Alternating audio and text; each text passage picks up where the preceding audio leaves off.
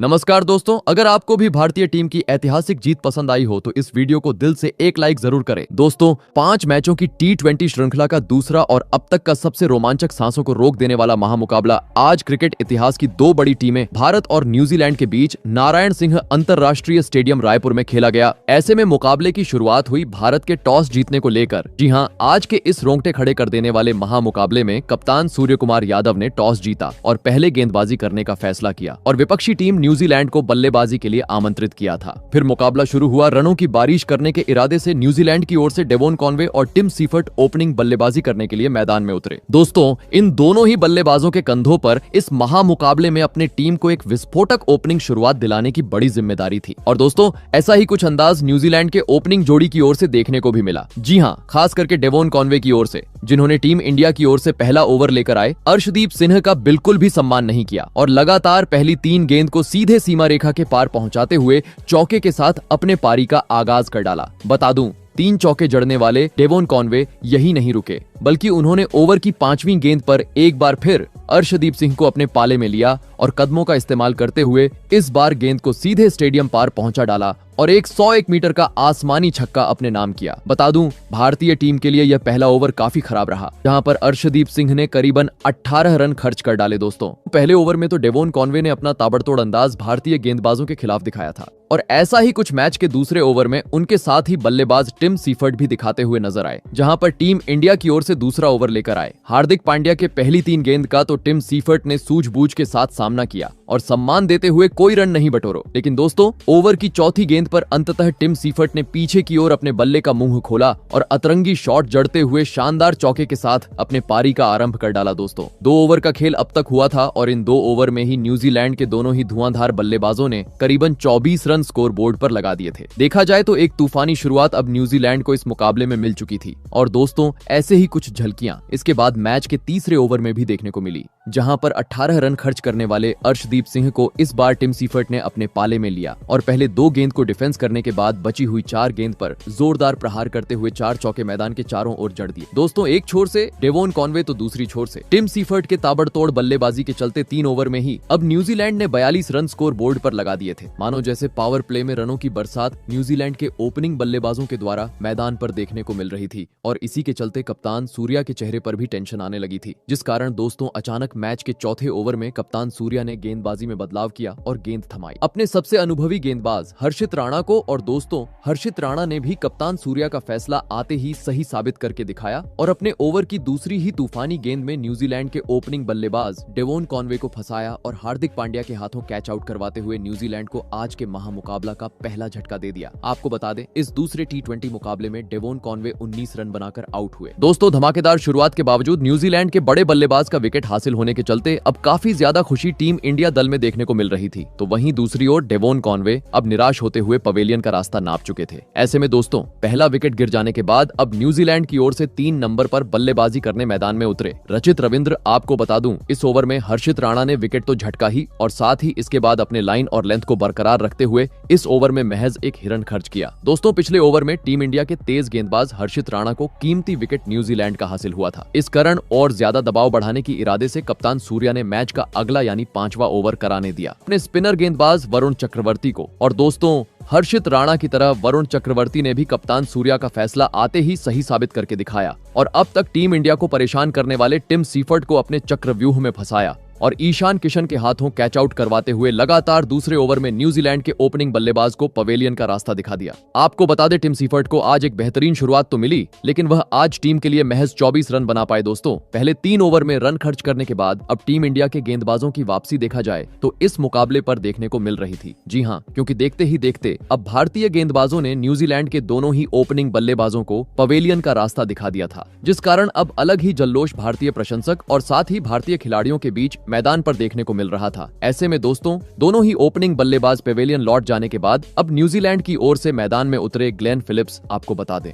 वरुण चक्रवर्ती ने दूसरी गेंद पर विकेट चटकाने के बाद बची हुई गेंद पर मैदान में उतरे नए बल्लेबाज फिलिप्स को काफी तंग किया और बची हुई अगली 4 गेंद पर मात्र 1 ही रन बटोरने का मौका दिया। दोस्तों, भारतीय टीम ने भले ही पहले 3 ओवर में काफी ज्यादा रन खर्च कर दिए थे, परंतु अब विकेट लेने के साथ ही टीम इंडिया रनों पर भी शिकंजा कसती हुई मैदान पर नजर आ रही थी। वहीं अब पावर प्ले का भी अंतिम ओवर बचा हुआ था। लग रहा था यह अंतिम ओवर भी टीम इंडिया अपने नाम करेंगी, परंतु दोस्तों इस आखिरी ओवर में एक बार फिर न्यूजीलैंड के बल्लेबाजों का दबदबा मैदान पर नजर आया, जहां पर रचित रविंद्र ने टीम इंडिया की ओर से अंतिम ओवर लेकर आए हर्षित राणा के खिलाफ पहली बार अपना हाथ खोला और मैदान में आतंक मचा डाला। जी हां, पहले दूसरी गेंद पर सामने की ओर एक आसमानी छक्का जड़ा, तो वहीं इसके बाद ओवर की चौथी गेंद पर कवर की ओर एक शानदार चौक लगा दिया और दोस्तों ओवर की अंतिम गेंद पर भी छक्का बटोरते हुए पावर प्ले का 6 ओवर का खेल खत्म होने तक टीम को 64 रनों तक पहुंचा दिया। दोस्तों देखा जाए तो दोनों ही ओपनिंग बल्लेबाजों के विकेट गंवाने के बावजूद जैसी चाहिए वैसी एक धुआंधार शुरुआत अब न्यूजीलैंड के बल्लेबाजों ने टीम को दिला दी थी,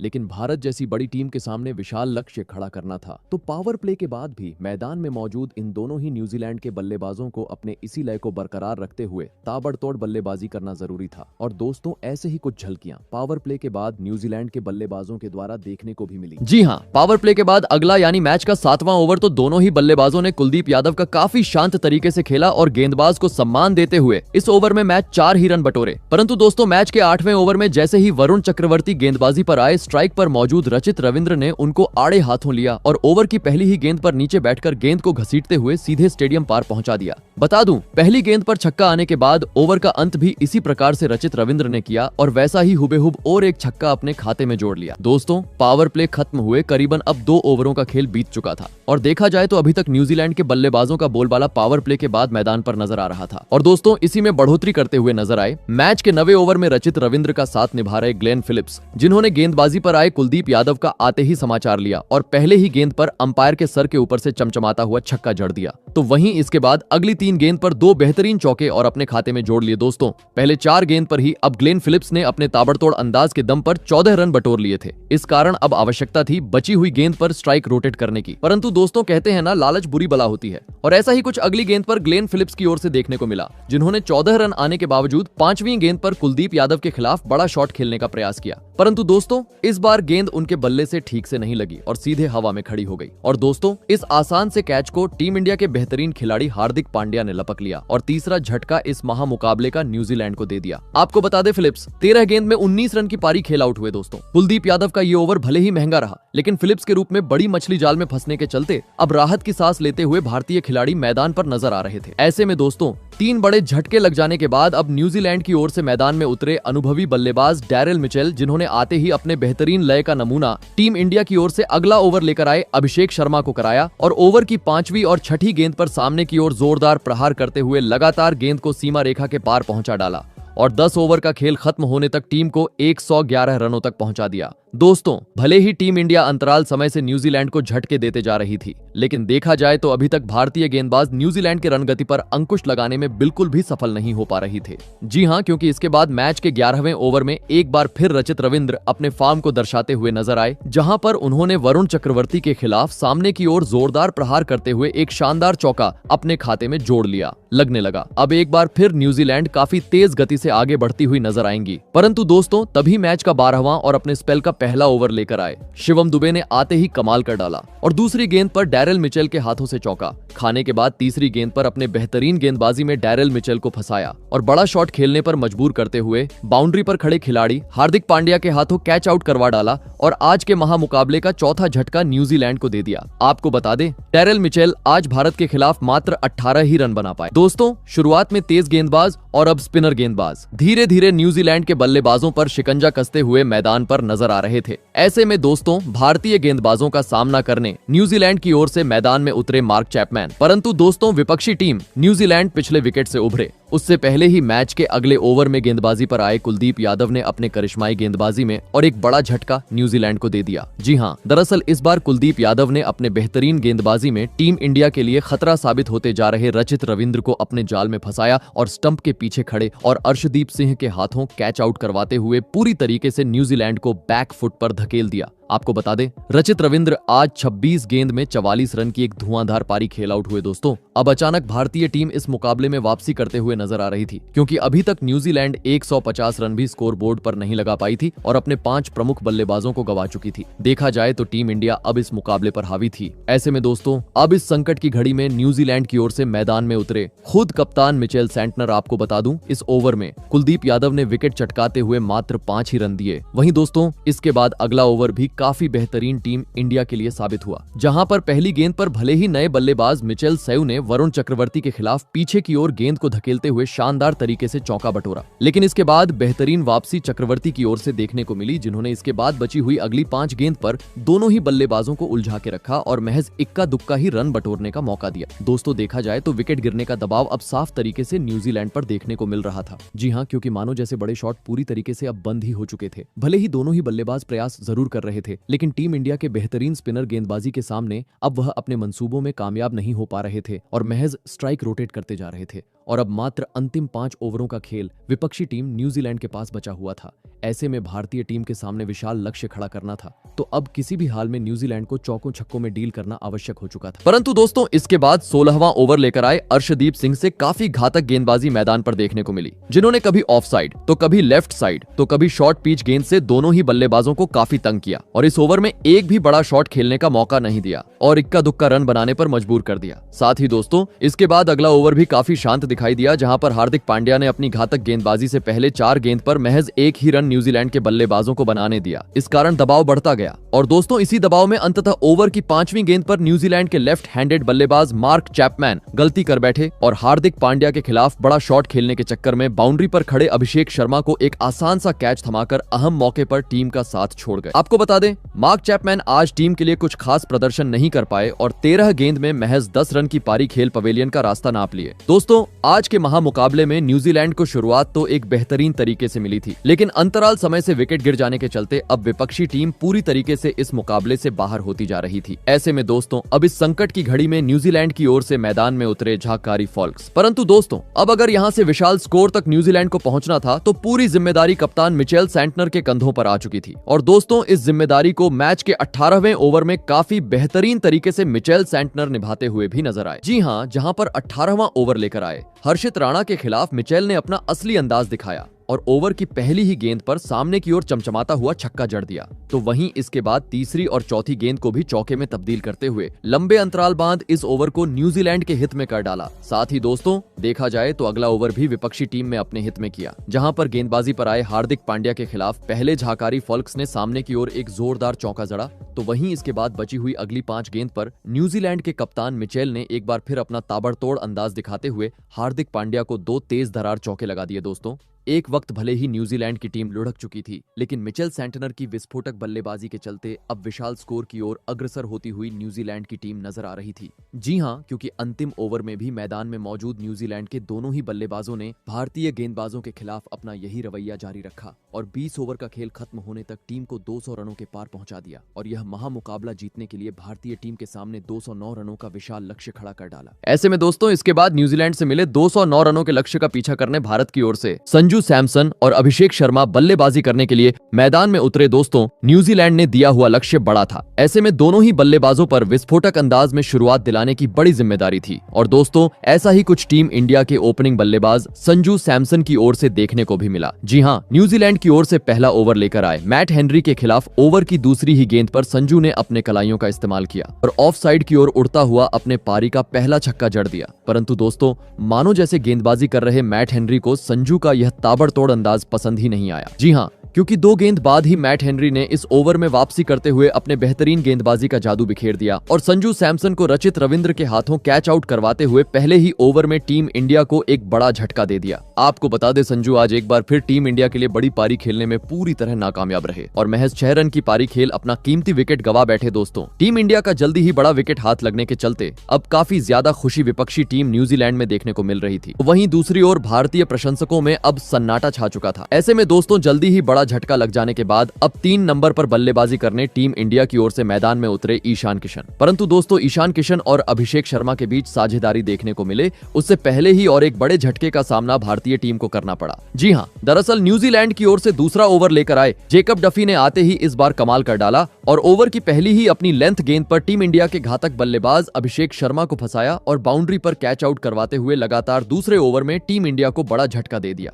आपको बता दें, अभिषेक शर्मा आज न्यूजीलैंड के खिलाफ अपना खाता भी नहीं खोल सके। दोस्तों, न्यूजीलैंड के तेज गेंदबाजों के सामने अब टीम इंडिया डगमगाती हुई मैदान पर नजर आ रही थी, क्योंकि अब तक 10 रन भी स्कोरबोर्ड पर नहीं लगे थे और टीम इंडिया अपने दोनों ही ओपनिंग बल्लेबाजों को गवा चुकी थी, जिस कारण दबाव अब भारतीय टीम पर था। ऐसे में दोस्तों, इस दबाव से टीम को बाहर निकालने अब मैदान में उतरे खुद कप्तान सूर्य कुमार यादव। आपको बता दें, इस ओवर में जेकब डफी ने विकेट तो चटकाया ही और साथ ही बची हुई अगली 5 गेंद पर मैदान में उतरे नए बल्लेबाज सूर्य कुमार यादव को भी पूरी तरीके से बांध के रखा और मात्र 1 रन बटोरने का मौका दिया। दोस्तों, अब तक हुए पहले 2 ओवर में काफी बेहतरीन गेंदबाजी न्यूजीलैंड की ओर से मैदान पर देखने को मिली थी, लेकिन इसके बावजूद मैच के तीसरे ओवर में न्यूजीलैंड के कप्तान मिचेल सैंटनर ने गेंदबाजी में बड़ा बदलाव किया और गेंद थमाई अपने दूसरे तेज गेंदबाज जाकारी फॉल्क्स को। परंतु दोस्तों, उनका यह बदलाव उन पर ही भारी पड़ा। जी हाँ, क्योंकि जैसे ही जाकारी फॉल्क्स गेंदबाजी पर आए, स्ट्राइक पर मौजूद ईशान किशन ने उनको अपने पाले में लिया और पहली 3 गेंद को सीधे सीमा रेखा के पार पहुंचा दिया।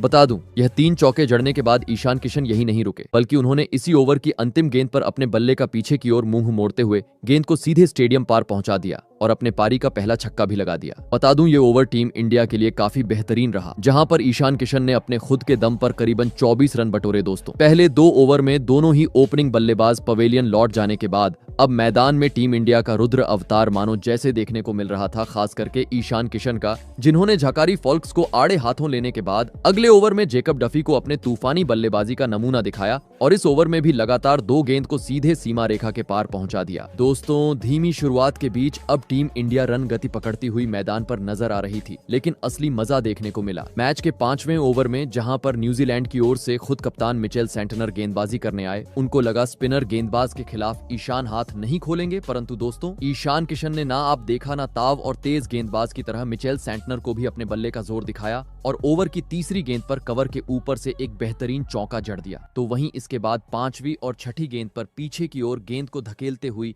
और 2 शानदार चौके अपने खाते में जोड़ लिए। दोस्तों, ईशान किशन के मैदान में उतरने के चलते अब रनों की बरसात मैदान पर देखने को मिल रही थी। जी हां, क्योंकि देखते ही देखते इन दोनों ही बल्लेबाजों ने 5 ओवर के भीतर ही अब भारतीय टीम को 50 रन के पार पहुंचा दिया था। परंतु दोस्तों, अब पावर प्ले का मात्र आखिरी ओवर भारतीय टीम के पास बचा हुआ था। आवश्यकता थी इस ओवर को भी अपने हित में करने की, और ऐसा ही कुछ इस बार टीम इंडिया के दोनों ही बल्लेबाजों से देखने को भी मिला, जहां पर गेंदबाजी पर आए मैट हेनरी का स्वागत पहले कप्तान सूर्य कुमार यादव ने सामने की ओर एक बेहतरीन चौके के साथ किया, लेकिन यह तो बस ट्रेलर था। जी हां, क्योंकि इसके बाद सेट बल्लेबाज ईशान किशन की आंधी मैदान में देखने को मिली, जिन्होंने इसके बाद बची हुई अगली 5 गेंद पर मैदान में धमाल मचा डाला और मैट हेनरी की धज्जियां उड़ाते हुए इस ओवर में चौकों छक्कों की बरसात कर डाली और महज 21 गेंद में इस दूसरे T20 मुकाबले में अपना तूफानी 50 जड़ दिया और पावर प्ले का 6 ओवर का खेल खत्म होने तक टीम इंडिया को 75 रनों तक पहुंचा डाला। दोस्तों, टीम इंडिया ने भले ही अपने 2 प्रमुख बल्लेबाजों को गवा दिया था, लेकिन पावर प्ले में देखा जाए तो जैसी चाहिए वैसी शुरुआत अब भारतीय टीम के बल्लेबाजों ने टीम को दिला दी थी। लेकिन अभी भी न्यूजीलैंड से मिले हुए लक्ष्य से टीम इंडिया दूर थी। ऐसे में लक्ष्य को हासिल करना था तो अपने इसी लय को बरकरार रखते हुए ईशान किशन और सूर्य कुमार यादव को इसके बाद भी बल्लेबाजी करना जरूरी था। और दोस्तों, ऐसा ही कुछ पावर प्ले के बाद अगले यानी मैच के 7वें ओवर में देखने को मिला, जहां पर 50 जड़ने वाले ईशान किशन ने गेंदबाजी पर आए ईश सोढ़ी को इस बार टारगेट किया और ओवर की दूसरी गेंद पर पहले अतरंगी अंदाज में पीछे की ओर बेहतरीन चौका जड़ा। वहीं इसके बाद कदमों का इस्तेमाल करते हुए गेंद को सीधे स्टेडियम पार पहुंचा दिया। दोस्तों, देखा जाए तो कुछ अलग ही तूफान आज ईशान किशन की ओर मैदान पर देखने को मिल रहा था, मानो जैसे उनका बल्ला आज आग गूगल रहा था। जी हां, क्योंकि ईश सोढ़ी की पिटाई करने के बाद अगले ओवर में न्यूजीलैंड की ओर से मिचेल सैंटनर गेंदबाजी पर आए और दोस्तों, सैंटनर का भी ईशान किशन ने भूत बना डाला, जहां पर उन्होंने पहले ही गेंद पर ऑफसाइड की ओर जोरदार प्रहार किया